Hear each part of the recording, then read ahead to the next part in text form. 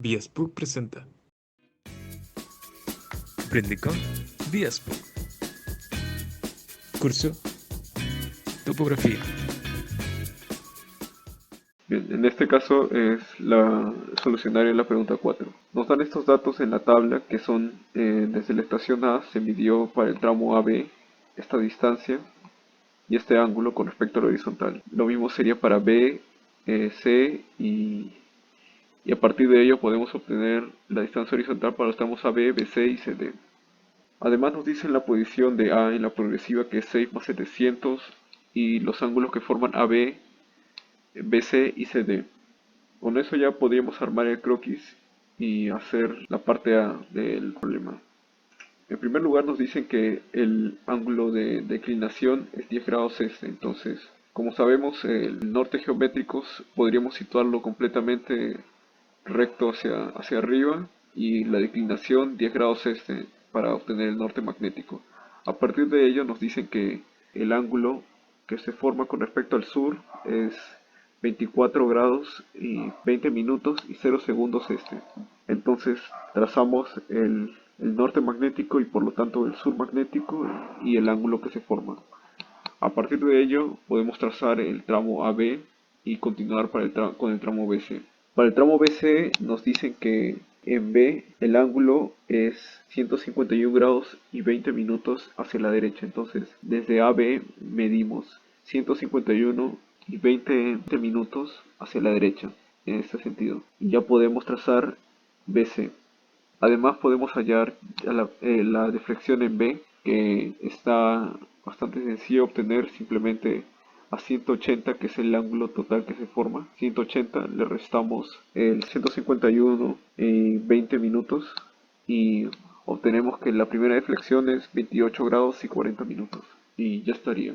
Para el tramo final, que es CD, nos dicen que la deflexión es 21 grados 15 minutos hacia la izquierda. Entonces extendemos BC un poco y medimos desde este punto 21 grados y 15 minutos, como se observa en esta figura, y obtenemos la dirección del tramo CD. Bueno, para hallar la deflexión sería bastante sencillo ya, porque prácticamente el estado de dato del problema, esta deflexión sería la misma que la deflexión que nos han dado de dato hacia la izquierda, y entonces la deflexión en C es 21 grados y 15 minutos.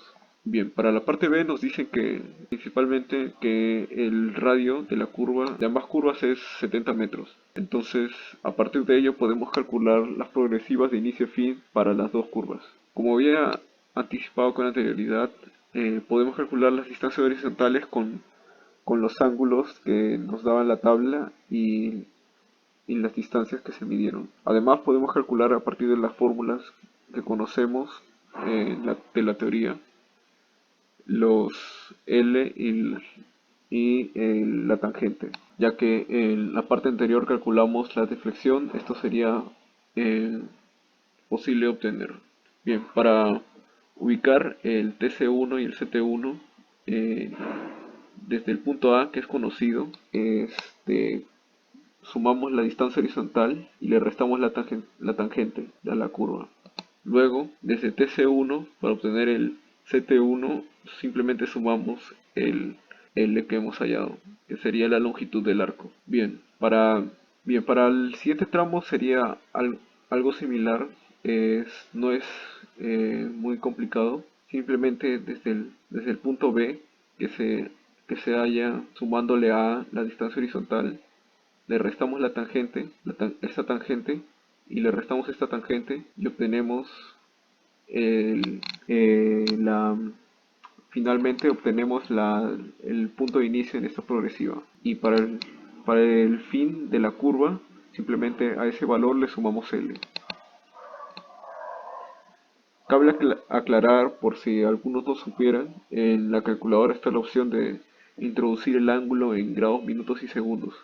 Esto podría ahorrar tiempo a algunos, ya que no habría necesidad de pasar el ángulo de grados, minutos y segundos a el valor decimal. Este sería el botón para que puedas introducir el ángulo de esta forma. Bien, como había dicho, el punto de inicio es es el 700 más la distancia horizontal menos la tangente. Y a esto le sumamos la longitud del arco y obtenemos el punto de fin. Luego, al punto de fin le sumamos la distancia horizontal. Al punto del fin de la primera curva le sumamos la distancia horizontal, le restamos la primera tangente y la segunda tangente y obtenemos el punto de inicio de la segunda curva.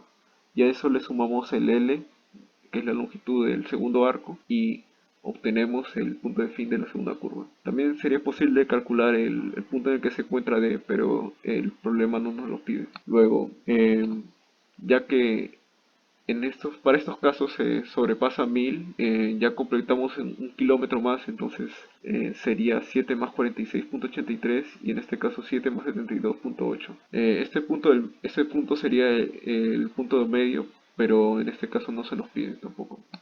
Bien, para la parte C nos piden hallar la tabla de replanteo de la segunda curva, sobre la segunda curva. Entonces, se, se nos dice que se colocan estacas cada 10 metros, entonces eso sería necesario para obtener el arco acumulado. Esto quiere decir que, como nos dice que cada 10 metros se colocan estacas, esto quiere decir que se va a colocar una estaca acá, por ejemplo, después avanza 10 metros y se coloca la siguiente, después la siguiente y así hasta llegar al final. Bien.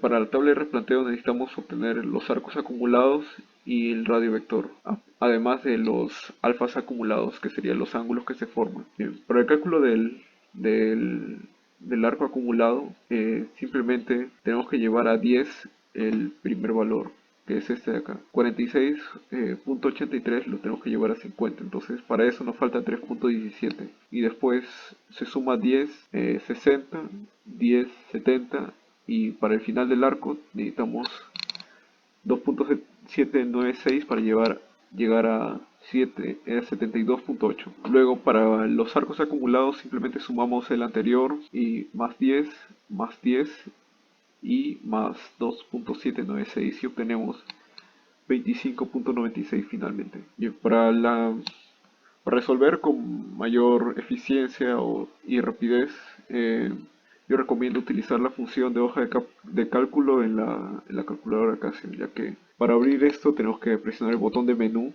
y seleccionar hoja de cálculo. En la primera columna, en la columna A, colocamos los arcos acumulados y ya no sería necesario calcular los alfas acumulados, ya que si aplicamos la fórmula para obtener alfa a los arcos acumulados obtenemos los alfas acumulados. Bueno, una vez hecho esto, introducimos la fórmula para obtener el alfa y obtener el radio vector. El radio vector se halla a partir de los alfas acumulados, entonces la fórmula en la columna C, que es donde se encuentran los radios vectores, tendría que estar en función de B, como se observa acá, y los alfas se hallan en función de los arcos, entonces sería en función de A, como se observa acá, ya que ya para introducir la fórmula presionamos el botón Option en la columna y seleccionamos la primera opción, que es rellenar fórmula. Luego introducimos la fórmula, que en este caso para obtener el alfa sería el valor del arco multiplicado por el